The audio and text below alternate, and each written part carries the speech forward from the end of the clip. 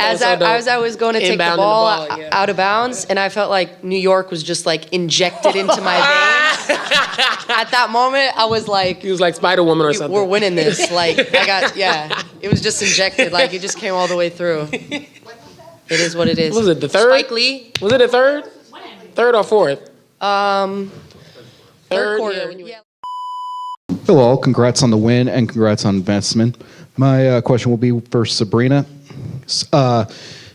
Franchise record for a single game, tying it, 36 points tonight in a playoff game. And between your points, assists, and steals tonight, you were responsible or at least played a role in 60 of the 91 points scored on the Liberty scoreboard tonight. So how did tonight feel like a statement game for you on a personal level? Yeah, I mean, honestly, it's just doing whatever it takes to win. Understanding I'm capable of scoring, but knowing that getting my teammates open and good looks is a huge kind of part of what I do and pride myself on wanting to establish JJ, knowing what a presence she is inside, outside for us, and everyone else as well. And so I think just continuing to kind of take what the defense gives me while also just being assertive, shooting the ball with confidence, and continuing to get downhill and drive to and kick. Appreciate your time and insight.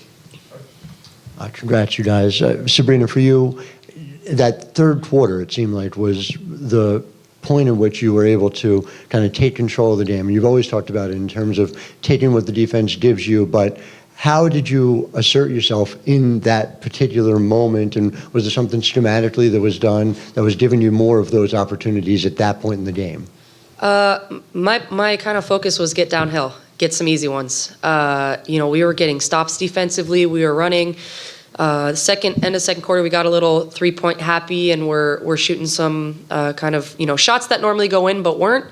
And I think kind of there was a point where we kept getting stops and weren't scoring. We were taking some tough shots, and that was kind of the point where I was like, I got to get into the paint, see if I can draw some fouls, and kind of collapse the defense in order to get us some easier looks. And thankfully, the paint was wide open, and so I was able to just continue to drive, get to the basket, get some easy ones to fall, and kind of be able to see us get the lead. And I think that took a little bit of pressure off our back as well. And then JJ, just for you, when she gets downhill like that, you're already one of the elite rebounders in the league. How much easier does that make it when the gravity changes on the floor?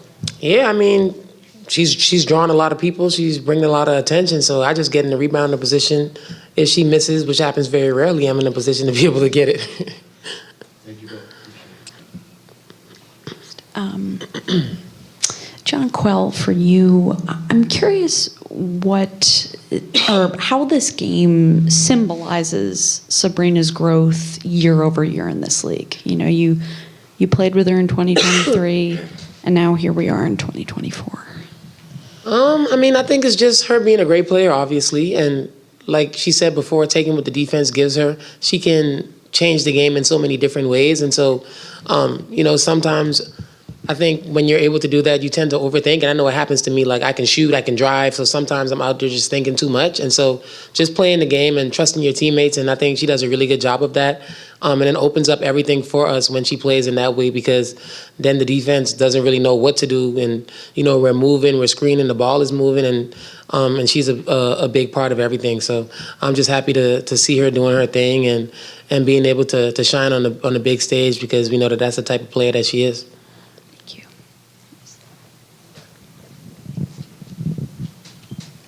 Sab, the ultimate goal is to win a championship. Is this one step down, so to speak, and you can rest for a couple of days, and if you play either Vegas or Seattle next, you'll be ready for them and to get the next step? Yeah, absolutely. Your goal is to win a championship, but you got to win these too. And so I think it's understanding how important these games were, because you drop one at home and then you got to go on the road, and every game is just as important as the next to be able to come out and win. Obviously, the ultimate goal is what it is, but it's every single game is a championship game to get to that final goal. And obviously our goal is to not lose at home. So this was really important for us to come out, take these two, and now have a couple days off and kind of rest, recharge, and get ready for whoever it is we're going to play. Sandy, before the game you talked about how you just wanted to get Sab some more opportunities. And what was it like to see her get on a roll? You said she just has to make a few. What was that like watching that? And how important do you think it is? I mean, she has a game like this. I don't know who you're playing next, but for her to have a game like this, and maybe she struggled against some team last year, how important is it maybe to have a statement and say, we got her at her best and we're going in strong? Yeah, look, I mean, obviously we want to be going into the next round playing well, and I think this game has prepared us for the next round. Atlanta played really good ball. That's probably one of the best games that they've played all season long. They were really physical. We had to work for everything that we got. And these two, like, I think we just, our whole team effort, but, we know how important Sabrina is to us, our overall success. She knows how much she is. But it's not, it's about still us, her playing in the right way. I think her with the ball in her hands has been really good. I thought late in the fourth quarter it was great to get her off the ball, to free her up a little bit as well too, with the movement so she could get downhill. I thought Sluty came in and complemented her very well. But, I mean, she does a lot of great things. She's a winner. In the end, she's a winner. She wants to win. They have both great chemistry together. It was great to get JJ established down there low too, because we need that as well. Everyone's important, but especially these two. Hi, everybody. For Sandy, it felt like as the game progressed, the defense was getting stronger and stronger, especially against Gray and Howard in the fourth quarter. How do you think you guys were able to really sort of slow them down, especially late? Yeah, they started off on fire, but I didn't think we had the right aggressiveness. That was too easy. It was KYP. It was a lot of one-on-one. They were making big plays. We're overhelping. We were giving them open looks there. So we just have to, we know what we needed to do. It was more like, okay, 10 more minutes, right? And that, in the second half, it's like we're down, but it's like, we just got to claw our way back in with defense and do better job on the ball. And then down the other end, I mean, their pace was hurting us too. We were slow getting back. So I think that's when Sloot came in. I think that was a really good matchup for us, and we could contain Canada a little bit. And then we got going. We got the ability to get downhill. We're moving the ball. We're making shots.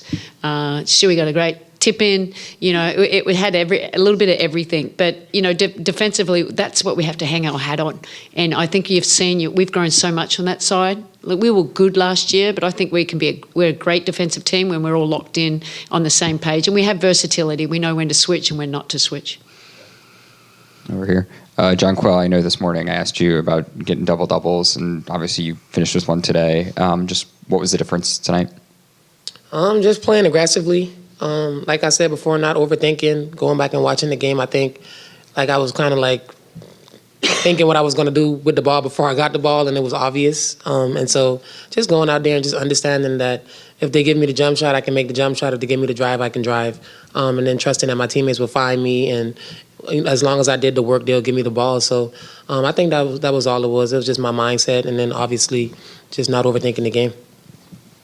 Sabrina, there's been a lot of talk about the memory of the game 2 against Washington last year, and this morning you said you didn't want to go to Atlanta, and so for you, was there a turning point in the game where you really felt that drive push you forward? I mean, I think just obviously it's a total game effort. It doesn't happen. There wasn't really this switch, but I would say in the fourth quarter we just kept getting stops.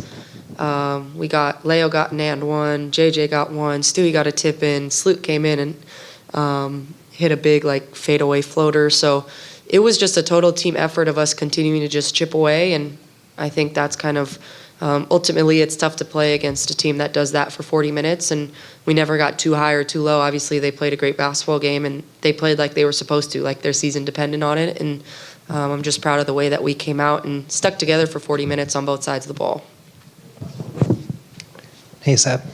23 of your 36 came after the break, and you were 8 for 11 and took just 2 threes in that second half. You said you were intentional about getting downhill, and the crowd was just erupting with every play you were making down that stretch. Is there, now that the game is over, a moment that you look back to that, whether it was the MVP chance or just kind of some of the whistles that you were able to get there late, that really stands out to you?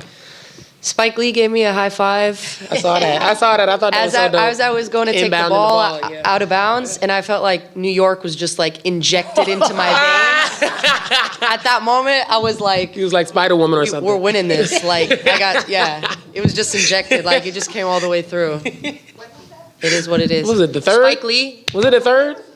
Third or fourth? Third quarter. yeah, when you were like down we were kind of right there with him. I went to take the ball out of bounds, and I think I scored right then. He got up, still talking to me. So yeah, it was fun. Right after that, you scored too. I was like, yeah, that's tough. Yeah, it was fight. That was pretty cool. We had a lot of people there. Didn't we? I know. It was awesome. Yeah, I know. Yeah. Damn, my question's way less fun. Oh. Now, JJ, when you were down 55-47, Brian had that sequence. You called a timeout. What does it feel like to, Atlanta has momentum right there, but to come out immediately, you guys rip off an 8-0 run, to play on a team that can respond like that?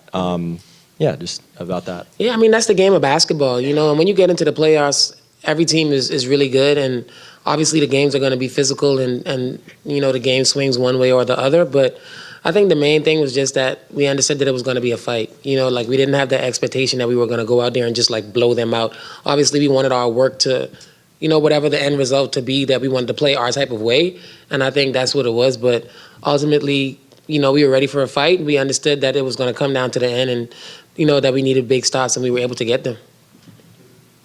Hey, Coach, right here in front. You mentioned it was as expected. The guards came out with a punch with their backs against the wall. Just what was the difference did you see from Jordan Canada there, where she affected the game in her pace today?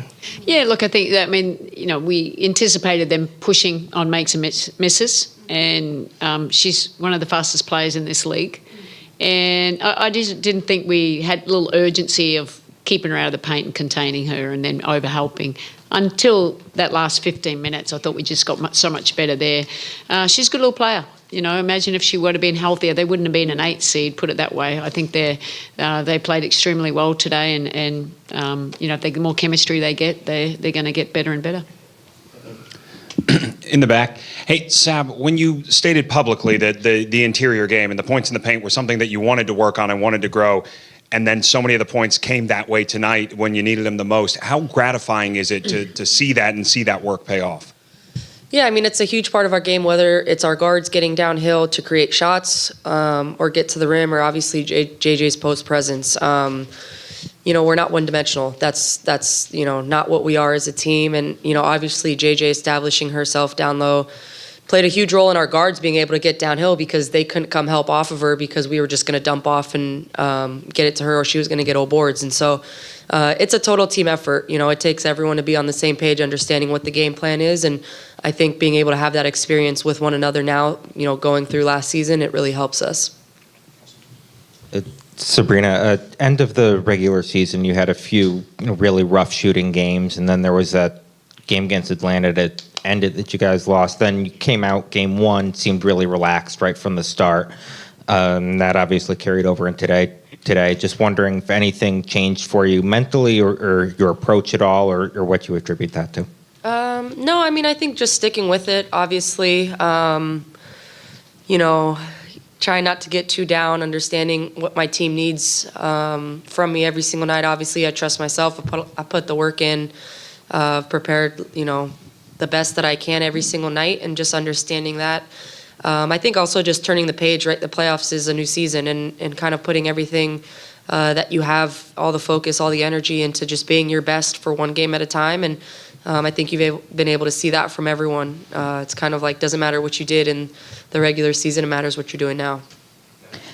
Sabrina, this may be moot after tonight, but if the series between Vegas and Seattle doesn't end tonight, how would you guys approach preparing for the semis, not knowing who your opponent would be? Sandy? I don't even think it changes if we do know who the opponent is, to be honest. We're going out, and it's us versus us.